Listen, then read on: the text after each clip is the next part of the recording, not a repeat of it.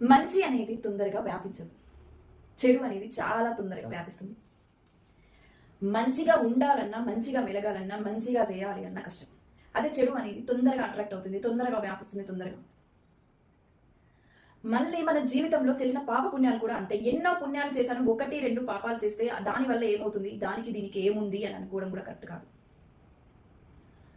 మనం చేసిన పాప పుణ్యాలు పాపం పాపమే, పుణ్యం పుణ్యమే. ఎన్నో పుణ్యాలు చేసి 1-2 పాపాలు చేసినా కానీ అది పాపమే.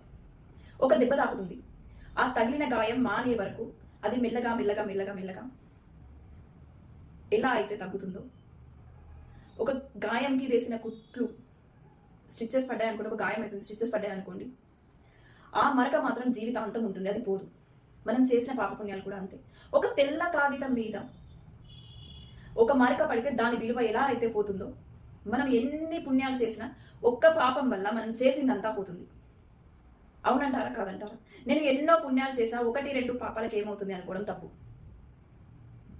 తెల్ల కాగితం మీద మరక పడితే దాని విలువ ఎలా అయితే తగ్గుతుందో, మనం ఎన్ని పుణ్యాలు చేసినా 1-2 పాపాల వల్ల మనం చేసిందంతా పోతుంది.